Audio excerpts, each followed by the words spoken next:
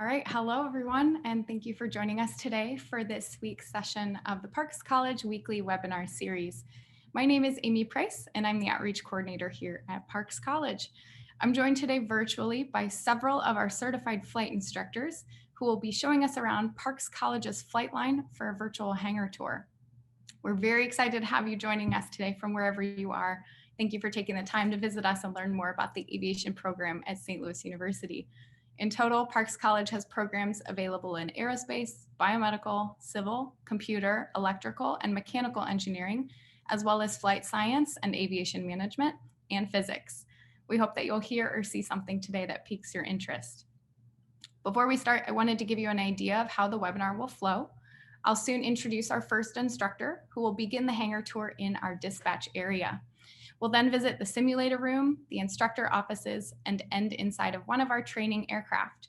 Throughout the webinar, please submit any questions you may have to the Q&A feature at the bottom of your screen if you're viewing us through Zoom, or to the comments section if you're viewing us through Facebook Live. And we'll do our best to answer as many questions as possible during the last 5 to 10 minutes of our session. Throughout this webinar, you don't need to worry about turning off your microphone or camera. You can hear and see our presenters throughout the webinar, but we cannot hear or see you. Finally, if you have any technical difficulties during the webinar, please send an email to parksevents@slu.edu and we'll help address any issues that might arise. This session will be recorded and posted to our YouTube page in the next few days, and you'll receive an email with that link when it becomes available. And now, with all of that information out of the way, I'm happy to introduce our virtual tour of the flight line. Our hangar is located in Cahokia, Illinois at St. Louis Downtown Airport, which is about a 15-minute drive from the main SLU campus. And it's where all of our flight students go at least 3 times a week for their flight blocks. Our instructors will show you various training spaces located at our hangar, talk about our aviation program, and show you the resources our flight students use on a weekly basis. So first up is one of our CFIs, Brady, who will begin our tour in the dispatch office. So Brady, I will hand it over to you now. All right, thank you very much. Hello, everybody. My name is Brady Labuda. I was a graduate of the class of 2018, and I've been flight instructing here for about the last 2 years. I teach anywhere from private pilot all the way up to multi-engine training. So you will be seeing me around the airport quite a bit. As Amy said, I am currently in our dispatch office. So if you do come to SLU, this will be a very, very common site for you. I'm just going to flip the camera here. So right out here, everything you can see, and I'll walk out here in a minute. This is where you'll come into the hangar and you'll line up and you'll check in with the dispatcher who will be sitting here. If not, you'll see Michelle who's sitting back here. And what we'll do at dispatch is we'll either get you checked in for a ground, simulator, or flight, whatever you got going on for that day. The person that is sitting in dispatch is in charge of assigning you a different airplane or each airplane for that day. So that's kind of the purpose that we do have dispatch. It's to basically manage our fleet. It also serves as a safety function as well to make sure that we know where airplanes are going and to make sure that we have all airplanes accounted for. Finally, I will walk out over here into the planning area so you guys can see all of the resources available to you. So there are multiple computers here that are accessible by students as well as flight instructors. And you can use these computers for printing basically anything that you need to do in terms of flight planning. These tables as well are also available for flight planning. Free printer over there, like I said, that's pretty clutch for a student. And then any paperwork that you'll need. Here's our nice friendly student here. And obviously you can see all these chairs are being blocked off just because of COVID. So in a non-COVID time, those chairs don't look like that. So again, lastly, dispatch is important for Part 141 school like ourselves. If you go to any other flight school that's not 141, they don't have a requirement for dispatch, but it definitely kind of smoothens out the day-to-day procedures that we have here at Parks. So with that, I will wrap that up and I will hand you guys over to Jack and John in a sim room. Hello, everybody. I'm Jack Schwartz, and this is John Martin. Hey, guys. We're hanging out here in the sim room. Back here, we have several different simulators. Most of them are from the Frasca Corporation, and we have a few extras that are also being set up with Bill saying hello. Now, back in these Frascas, we have a lot of control over what is going on. In fact, John right now is working on trailing a CRJ-200 aircraft out there. Let's take a look at how this all works. So we have all of our controls set up in here, 2 seats within which you can sit. We have our GPS. That's right, we do have GPSs in our airplanes. Helps us navigate throughout the world. So you can pull up the map here. Might be difficult to see on the screen, but we have all of our airspaces and routes are collected in there. We can see them. All of our radios are set up for communication and navigation here.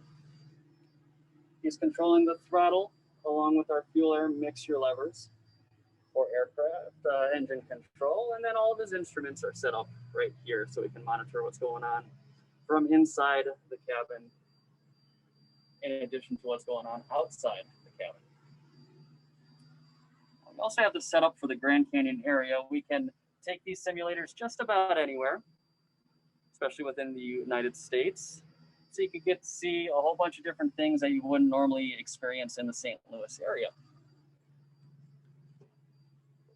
Back here we have the instructor station. And from here, let's see if I can hold this in a good way.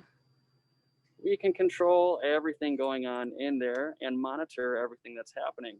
So here's the map page. I can zoom in and watch as John's flying around and tracking the CRJ. At the same time, if I come over here and change the flying conditions, I can even lower the visibility and make it more difficult for him to see what's going on, or make it actually impossible for him to see what's going on, other than having that CRJ just a few feet away. But now he would be relying primarily on his instruments to navigate around. If I give him his visibility back, we can do many more things back here, like bring on a little bit of rain.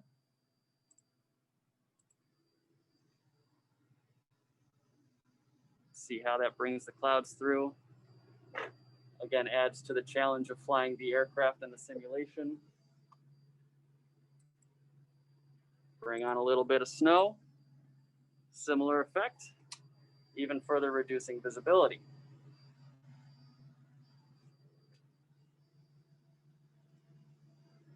And just for a little bit of fun, we can hit them with a little bit of lightning.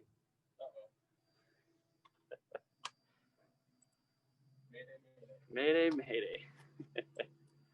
Now, finally, what I can do here is reposition him to a new location. Let's put him just outside of this Grand Canyon airport.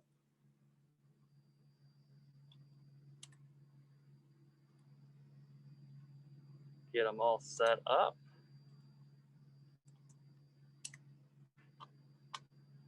Now, while I'm doing this, John, can you load up perhaps an ILS approach? Yep. I'm going to set up an instrument approach into the GPS. All right, GCN. So right now he's loading in the identifier for the nearby airport,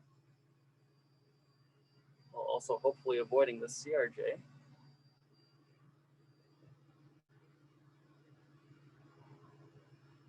Now, as he loads this in, the GPS is going to start pulling things from its database so that we have an approach to follow. That should be fine. As he's activating that, I'm going to get him set up right outside of this airport right here. Now, it may take a moment to load itself up, but it's almost as easy as dragging and dropping him to a new location for a completely different experience here. Let me see. So I'm going to mess with his clouds a little bit. Let's give him a different layer of clouds. We can drop these down to a lower altitude.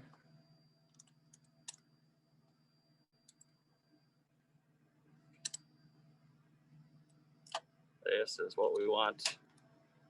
Okay.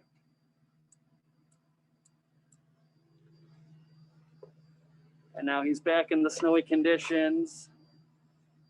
Yep, so just flying off the instruments right now, and we are set up now for this instrument approach. And this airplane flies pretty much like our airplanes, like our DA-20s. We do have our basic six-pack setup, and yeah, we can basically fly any approach that we want to. Switch here.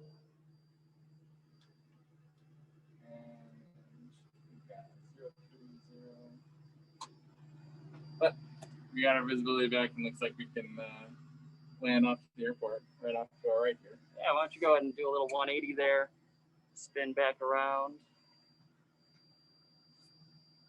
You're taking it for a landing?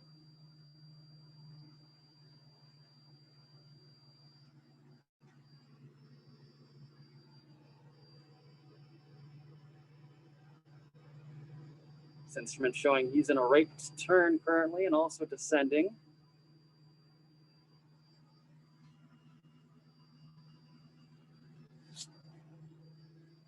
I'm going to take it in for a landing? Sure, go for it. All right. So these are set up for Piper Warriors, which is pretty similar to our Piper Archers.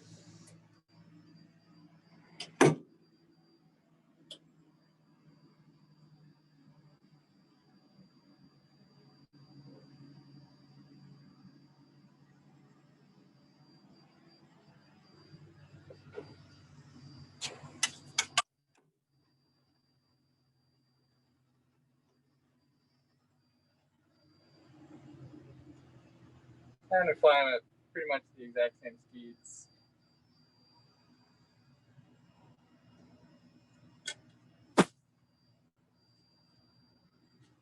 Little high and fast.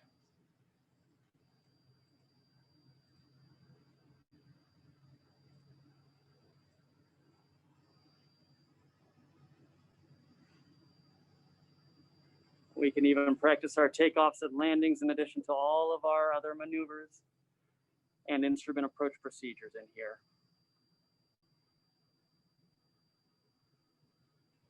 And there we have it. All right, those are the simulators. So I suppose we'll be handing this on over to Mary Lasante. All yours, Mary. Hi, I'm Mary Lasante. I'm a CFI here as well. I graduated in 2018 and been here for about going on 3 years. I'm going to show you the instructor offices. So whenever you come out to the airport, you will be doing a flight, a ground, or a sim.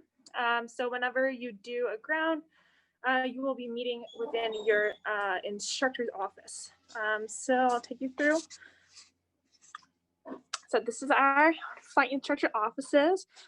We have other desks in here as well for you to study or do various things like printing, whatever you need. Just kind of walk through. Everybody has their own personal touch. Say hi, Alec. Hello. All right. And then, yeah. So you'll be spending a lot of time within your instructor's office. You'll get really familiar with your instructor. You'll do one-on-one ground lessons. Basically, that consists of about a 2-hour portion of you and your instructor talking, having a conversation, and learning new information about whatever particular ground that you're doing that day. So that's pretty much it for the instructor offices. So I'll go ahead and hand it over to Greg, who will be in the hangar. Hi, everyone. I'm Greg. My last name is Whalen. I hope you guys have been enjoying your tour thus far. And as they appropriately said, I am in the hangar with one of our aircraft for you guys. So let me go ahead and switch the camera just where you can see what you really want to see, the airplane. And there it is, perfect. And we've got one of our brand new Piper Archers in here for us. These are under a year old now. So we have, we've put about 200 hours on them thus far. And they have been a very nice addition to our fleet. So let me go ahead and show you inside. Since the power's on, got the tail flashing, so people know not to approach unnecessarily. So, as they said inside, we have some nice fancy screens and GPSs that show us our location. But as you can see, since we're inside and there's a giant metal roof above us, this airplane does not know where it's at right now. But I can tell you it's at Parks College. All right. So these G1000 screens offer our students a lot of really nice flexibility, a lot of really cool things that they can do. And it gets them more used to the airline experience that they're going to be experiencing when they graduate, because most of our students end up going to fly large jets or large aircraft that have complicated systems on the inside, avionics, if you will. So these are really helpful. Scroll in, you can even see it's the last known location, which is where we are. And then this is our airport right here. And then back to the St. Louis area. So we have 4 of these brand new Archers. This particular one is 75 through 78. And this one is actually in maintenance right now for, it's actually just hanging out for us today. And they're doing a little bit of work on the screens actually. So I'm going to walk around the airplane a little bit and kind of show you kind of what we're looking at here. Okay, and so let's see here. It's got 3 tires down there. 1, 2, there's the 3rd. Okay, cool. All right. And so before every flight, I'm kind of making a little bit of just entertaining as much as I can. Our students would do a thorough pre-flight to make sure everything's in order, because even though we have top-notch maintenance, these airplanes are, of course, maintenance won't touch them for about 100 hours if everything goes well, because they'll be released to us. And a lot can happen in that time. So we got to make sure that everything looks good. So one of the things we would do is a walk around, which is what I'm doing here. Just kind of walking around, looking at the airplane, making sure I don't see anything that looks unusual. So something that might be unusual would be if I was on the flight line, my airplane being plugged in. That's kind of unusual. Only can really happen when there's a power source nearby. So yeah, that might be something that would take my attention. And then again, making sure I don't notice anything that's out of the ordinary. And then we'd be ready for our flight after we checked gas, oil, made sure all the electronics work, and then we'd get in and fly for probably, most flights are about an hour and a half long for a normal day. So blocks are 2 hours, and an hour and a half in the airplane might not sound like a lot, but I promise you it's quite a bit of time.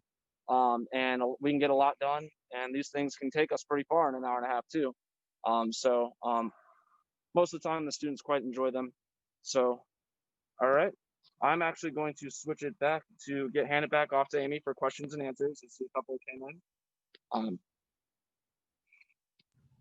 All right, thank you, Greg and Brady and Jack and John and Mary for walking us around the hangar today. I'll ask all of you to come back on and at least turn your videos on so we can see you. And we're going to open up for questions and answers now from our viewers. So I see a few have already come in, but if you're in the Zoom, space, please submit your questions to the Q&A feature. And then if you're on Facebook Live, please submit your questions to the comment section. So I'm going to throw a question out, and then whoever wants to take it, just feel free to unmute yourself and respond.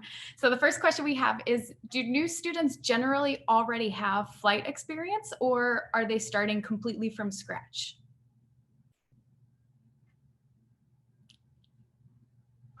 All right, I'll take this one here. Most flight students don't have previous experience. Now, you can come in with some previous experience. Some come in with their private already done. There is kind of a refresher, what we call like a refresher course, refresher module that we will run you through just to get you used to all the procedures that are specific here to parks. But like I said, I would say the majority of the students do not have any previous flying experience at all. And I have a quick follow-up. How soon are new students in an aircraft? So if you're entering in a fall semester, you're a freshman, you just graduated high school 3 months ago, and you're 18. How soon are you going to be in an aircraft and flying? Typically week 1 or week 2 of you starting the course. So we try and get you in basically right away, because we want you to experience what flying is like, and we want you to kind of get an idea of what the rest of your semester is going to feel like. Excellent. And always weather permitting. Always weather permitting. That's correct. All right. Could somebody talk about the degree itself that our pilots are getting, or what kind of degree options flight students have?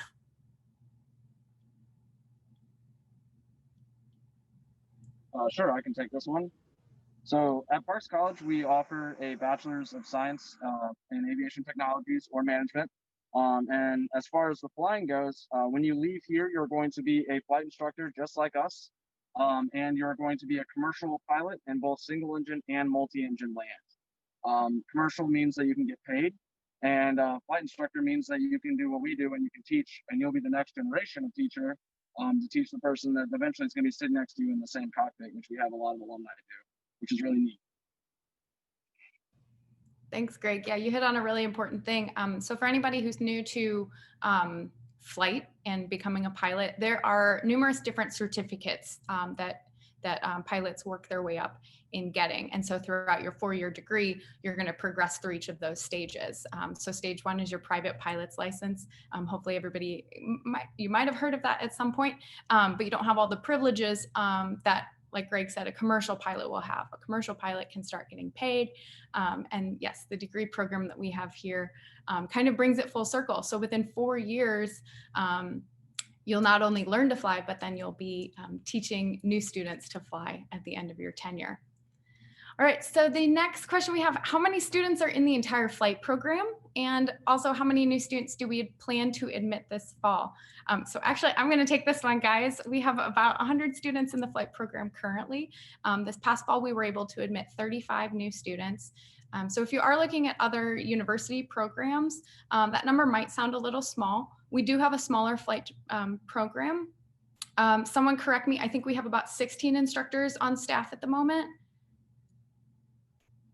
Something like that. Okay. And each instructor can take between 5 and 7 students during the week, or during the semester, excuse me. All right, so hopefully that answers your question. Next up we have, I'm wondering what the best thing about being in the aviation program and field is, and what is the hardest part of aviation, and what is the biggest aircraft that we fly at Parks? So maybe we can take that backwards. What's the biggest aircraft we have?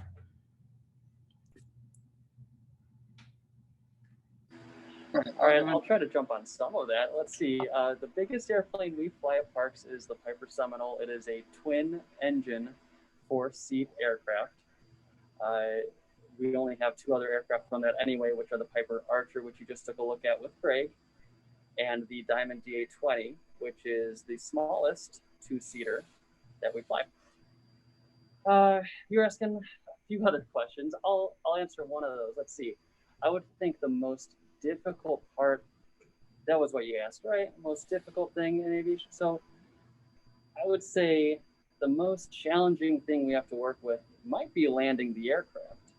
That requires a lot of training, a lot of practice to get that down in all of the different conditions and the different ways in which we try to land on different runways, whether it's a hard paved runway or a grass runway, or even if it's a snowy or icy runway or something like that. You know, there are a lot of skills that are involved. There are a lot of different techniques that we utilize, and so it takes a lot of practice to do those, in addition to everything else that we're working on. Thanks, Jack. Does anyone else have something to add? Yeah, but the coolest thing about aviation is, if you can see my screen, this is your office. This is what it looks like. Instead of a big hangar door, imagine like the sky and maybe a city or something. And this is your classroom as a student too. So wherever when everyone else is doing like, you know, schoolwork, and they're, you know, having classes on campus, and like their whole degree is based on sitting in a classroom, this is your classroom. And that, to me, never gets old. Thanks, Greg. I definitely agree. It's just cool. Mary, did you have something to add? I was just going to say, it's very similar to Greg. You know, when all my friends were sitting in classes during college, you know, sometimes I was sitting in classes, obviously, too, but part of my day was spent in an airplane, which I always thought was so much cooler. Awesome. Thank you. All right. For our viewers, keep the questions coming. I had a question about We were talking about pre-flighting, and Greg took us around the aircraft. But what are some other things that students and certified pilots need to do before every flight? What do you do on the ground before you fly? I can take this one. So we are checking for a lot of things, specifically with the aircraft. So we're looking for, to make sure that we have enough fuel for the flight, to make sure that the airplane is in basically just an airworthy condition. And on top of that, we're checking the weather and just make sure that we have a mission for flying, and each student has their own mission for that lesson, whether it's an instrument student or work on the private pilot or multi-engine student. So each lesson pretty much has its own criteria for what we need to do for that day. So there are going to be different limitations based on what airplane you're going to be flying in. So we basically just want to make sure that we have a thorough understanding of what the weather's going to be doing. But yeah, on top of that, we're making sure that everything at our airport's okay. We're checking NOTAMs, which are basically just a heads up to pilots, just to make sure that there's nothing that's going to prevent us from doing what we want to do. So yeah, there's kind of a lot to pre-flighting, but on top of that, we're checking weight and balance, just to make sure that we are capable of actually going and flying based on the conditions of the day, but also if we want to take up any passengers or if we have additional baggage, just to make sure that the airplane can actually take off. So yeah, it's more than just a quick little walk around. There's a lot to do before each and every flight, and that's a part of the program. It's learning about how to be the most prepared for each lesson. That's great. Yeah, it sounds like lots of little decision making in the moment and adapting to various changing circumstances. We have a question about what classes should a student take prior to entering a flight program. So I think the specific question or the specific student is at a community college and then might be coming into SLU. But and maybe it's the same answer. But if you're coming from a community college or from a high school, what coursework should students really focus on to succeed in aviation?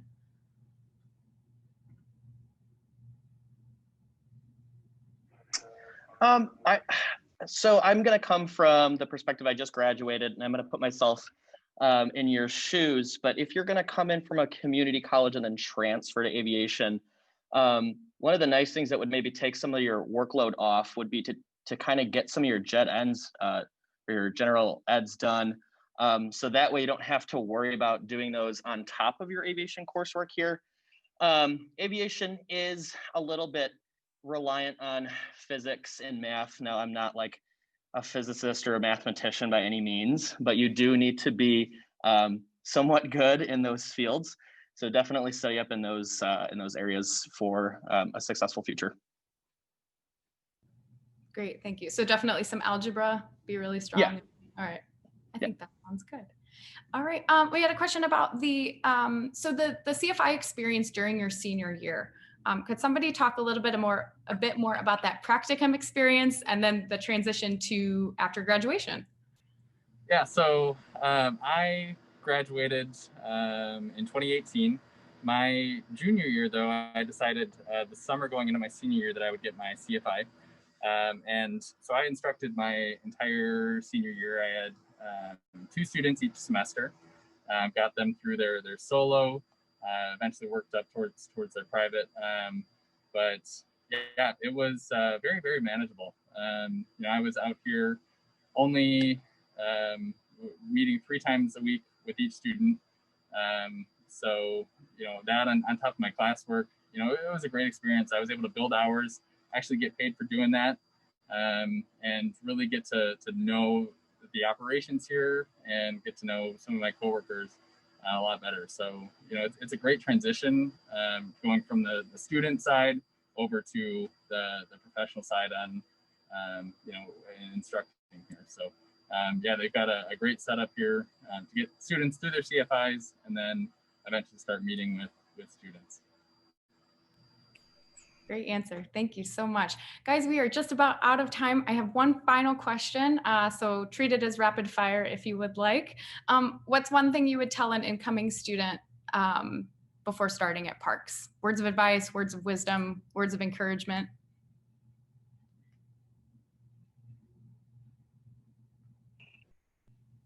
I would say the one thing that I would tell someone would just be make sure that the school and the everything's right for you.